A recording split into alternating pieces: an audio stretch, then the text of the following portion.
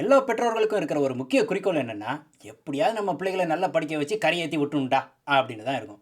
சில பேர் குழந்தை பிறந்த உடனே காலேஜ் படிப்புக்கு சேர்க்க ஆரம்பிச்சிருவாங்க. ஆனால் முக்கால்வாசி பேர் பிள்ளைங்க ஹைஸ்கூல் போன பிறகு தான் காலேஜ் செலவை பற்றி யோசிக்கவே ஆரம்பிப்பாங்க. காலேஜ் செலவும் பார்த்தா ஒவ்வொரு தலைமுறைக்கும் பல மடங்கு கூடிட்டே போகுது. ஸோ காலேஜ் செலவுக்கு சேமிக்கிறதுங்கிறது நம்ம ஃபைனான்ஷியல் பிளானிங்கில் ஒரு முக்கியமான படிக்கட்டு. நம்ம பிள்ளைங்களை காலேஜுக்கு அனுப்புறதுக்கு எவ்வளவு செலவாகும்னு நம்ம எப்படி தெரிஞ்சுக்கலாம்? அந்த செலவுக்கு இப்போ இருந்து எப்படி சேமித்து முதலீடு பண்ணலாம், அதை விளக்குறதுக்கு தான் இந்த எபிசோட். வணக்கம், என் பேர் விஜயமோகன். நீங்கள் பார்த்துட்டு இருக்கிறது இன்வெஸ்ட்மெண்ட் இன்சைட்ஸ்.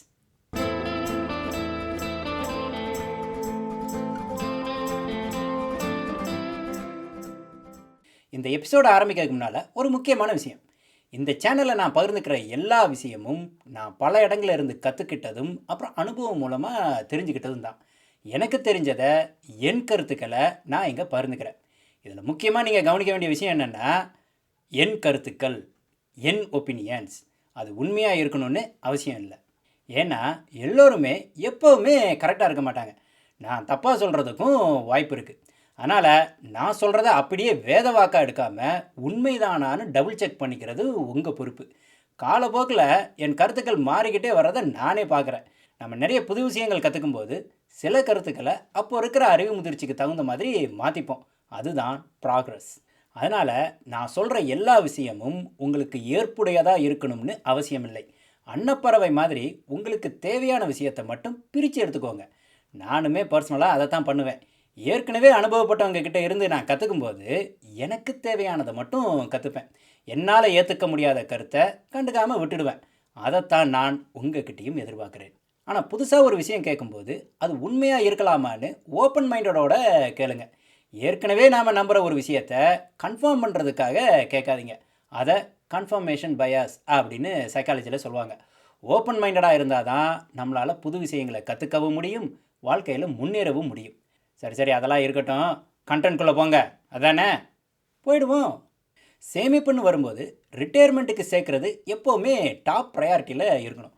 அதுக்கு அப்புறம்தான் குழந்தைங்க படிப்புக்கு சேமிக்கிறது வரணும்.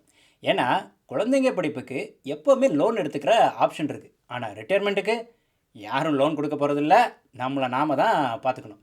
அதனால் ரிட்டையர்மெண்ட்டுக்கு சேர்க்குறத எப்போவுமே டாப் ப்ரையாரிட்டியாக வச்சுக்கோங்க. அது லாஜிக்கல். ஆனால் நம்ம லாஜிக்கலான ஆட்களா என்ன? பிள்ளைங்க படிப்பை விட ரிட்டையர்மெண்ட் முக்கியமா அப்படின்னு கேட்குற எமோஷனலான ஆட்கள். தப்பு இல்லை, ஆனால் அது லாஜிக்கல் முடிவு இல்லை, எமோஷ்னல் முடிவு அப்படின்னு தெரிஞ்சு பண்ணணும். அவ்வளோதான், வேற ஒன்றும் இல்லை. சரி, குழந்தைங்க படிப்புன்னு வரும்போது நமக்கு வர்ற முதல் கேள்வி, அவங்க காலேஜ் போகும்போது எவ்வளவு செலவாகும், அதை எப்படி நம்ம கணக்கு பண்ணலாம்? அதுக்கு நமக்கு காலேஜ் ஃபீஸோட இன்ஃப்ளேஷன் ரேட் தெரியணும். நார்மல் இன்ஃப்ளேஷன் 4 to 8% இருக்குதுன்னா காலேஜ் ஃபீஸோட இன்ஃப்ளேஷன் 10 to 12% இருக்குது. 21 வருஷத்துக்கு முன்னால் நான் அண்ணா யூனிவர்சிட்டியில் படித்தப்போ 3000 ரூபாய் செமஸ்டர் ஃபீஸ் பே பண்ணேன். இப்போ அது 28,000 ரூபாய்.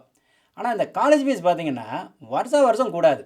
அப்பப்போ கூடினாலும் கூடும்போது 2 மடங்கு அல்லது அதுக்கு மேலே அப்படின்னு கூடிடும். ஸோ நம்ம தேவையை கணக்கு பண்ண இந்த கால்குலேட்டரை பார்க்கலாம். இன்றைக்கி ஒரு காலேஜில் சேர்த்து படிக்க வச்சு டிகிரியை வாங்கிட்டு வெளியில் வர 10 லட்சம் ரூபாய் அப்படின்னு வச்சுப்போம்.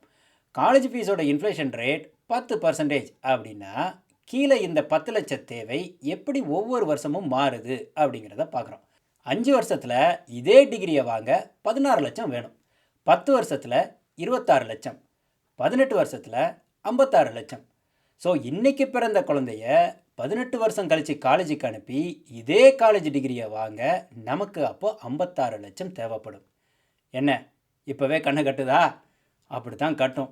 இந்த தேவையை நாம் எவ்வளோ சீக்கிரமாக தெரிஞ்சுக்கிறோமோ அந்த அளவுக்கு நாம் தயாராக இருக்கலாம். இந்த 10 லட்சங்கிறது ஒரு எடுத்துக்காட்டு கணக்கு. சில பேர் இந்த எடுத்துக்காட்டு நம்பருக்கெல்லாம் டென்ஷன் ஆகிடுவாங்க. எந்த ஊர்லையா 10 லட்சம்? எங்கள் ஊர்லெல்லாம் 2 லட்சத்துக்கே படிச்சிடலாம் அப்படின்னு சொல்லுவாங்க.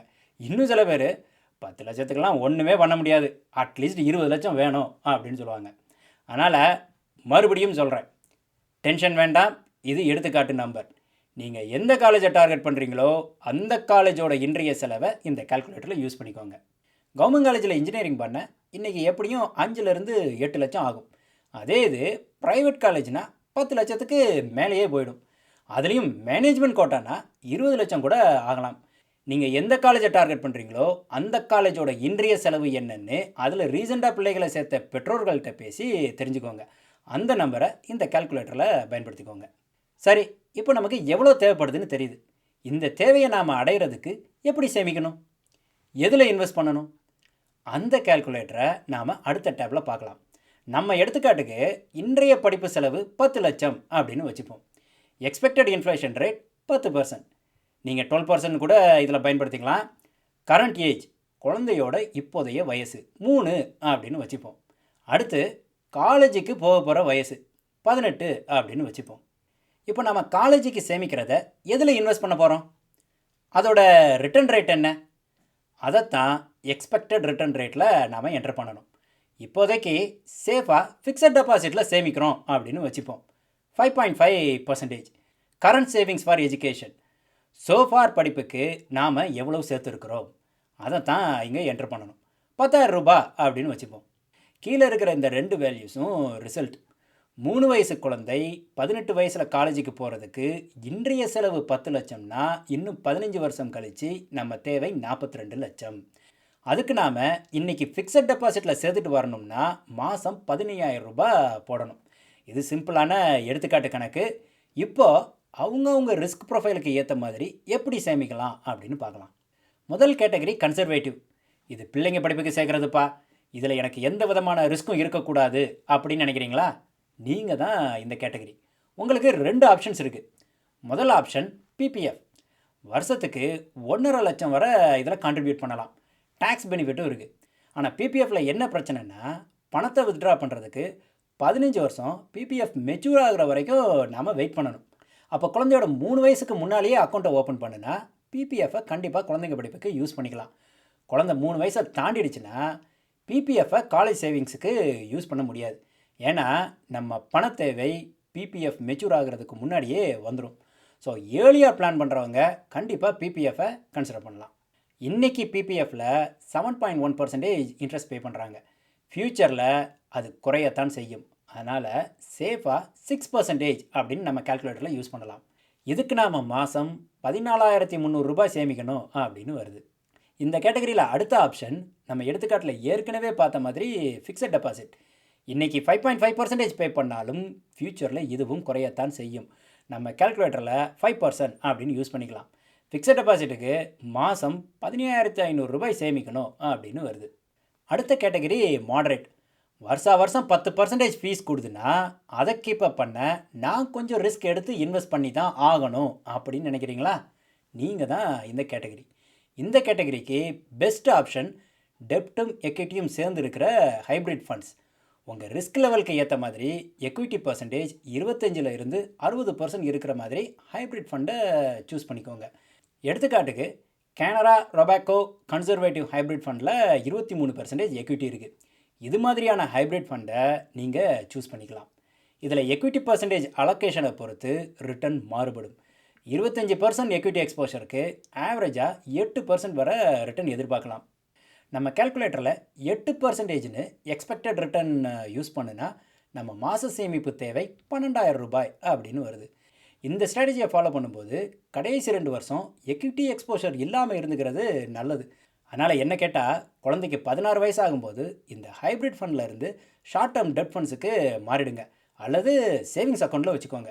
கடைசி 2 வருஷம் மார்க்கெட் ரிஸ்க்கை அவாய்ட் பண்ணிக்கிறது நல்லது. அடுத்த கேட்டகரி அக்ரெசிவ். எக்விட்டி மார்க்கெட்டில் இருக்கிற ரிஸ்க் உங்களுக்கு நல்லா தெரியுது. ஏற்கனவே ரிட்டையர்மெண்ட்டுக்கு 70%க்கு மேலே வர எக்விட்டியில் எக்ஸ்போஷர் வச்சுருக்கீங்க அப்படின்னா நீங்கள் தான் இந்த கேட்டகரி. இதை நான் இங்கே அக்ரெசிவ்னு சொன்னாலும் ஆக்சுவலாக இது அக்ரெசிவ் கிடையாது, நார்மல் இன்வெஸ்ட்மெண்ட் ஆப்ஷன் தான். மற்ற கேட்டகரியை விட இது அக்ரெசிவான ஸ்டான்ஸ் அப்படிங்கிறதுனால இதை அக்ரெசிவ் அப்படின்னு சொல்கிறேன். நீங்கள் குழந்தையோட 13வது வயசு வரை 100% எக்விட்டியாக இண்டெக்ஸ் ஃபண்டில் இன்வெஸ்ட் பண்ணியிருக்கலாம். கடைசி 5 வருஷம் எக்விட்டி எக்ஸ்போஷரை நாம் கிராஜுவலாக குறைச்சிக்கிறது நல்லது. ஏன்னா அந்த 5 வருஷத்தில் மார்க்கெட் எந்த நிலைமையில் இருக்கோ யாருக்கு தெரியும். குழந்தைக்கு 13 வயசான உடனே அடுத்த 3 வருஷம் அந்த 25% எக்விட்டி எக்ஸ்போஷர் இருக்கிற ஹைப்ரிட் ஃபண்டுக்கு மாறிக்கலாம். கடைசி 2 வருஷம் நான் ஏற்கனவே சொன்ன மாதிரி ஷார்ட் டேர்ம் டெட் ஃபண்ட்ஸில் அல்லது சேவிங்ஸ் அக்கௌண்ட்டில் வச்சுக்கலாம். இந்த கேட்டகரிக்கு நாம் 9லேருந்து 10% வரை ரிட்டர்ன் எதிர்பார்க்கலாம். இதை நம்ம கால்குலேட்டரில் என்டர் பண்ணுனா நம்ம மாத சேமிப்பு தேவை 11,000 ரூபாய் அப்படின்னு வருது. இந்த கால்குலேட்டரோட லிங்க் கீழே டிஸ்கிரிப்ஷனில் இருக்குது. உங்கள் அக்கௌண்ட்டுக்கு காப்பி பண்ணி யூஸ் பண்ணிக்கோங்க. மொபைல் யூஸ் பண்ணுறவங்க இந்த டாப் ரைட் சைட் கார்னரில் இருக்கிற 3 டாட்ஸை கிளிக் பண்ணி எக்ஸ்போர்ட் அண்ட் ஷேர் அப்படிங்கிற ஆப்ஷனை சூஸ் பண்ணுங்கள். அப்புறம் மேக் அ காப்பி, அவ்வளோதான். டெஸ்க்டாப் யூஸ் பண்ணுறவங்க சிம்பிளாக ஃபைல் மேக் அ காப்பியை கிளிக் பண்ணால் போதும். இப்போ உங்கள் கூகுள் ஷீட்ஸில் இந்த ஃபைல் இருக்கும். அதை ஓப்பன் பண்ணி உங்கள் தேவைக்கு ஏற்ற நம்பர்ஸை என்ட்ரு பண்ணி யூஸ் பண்ணிக்கோங்க. ஸோ இதெல்லாம் டிஃப்ரெண்ட் ஆப்ஷன்ஸ்.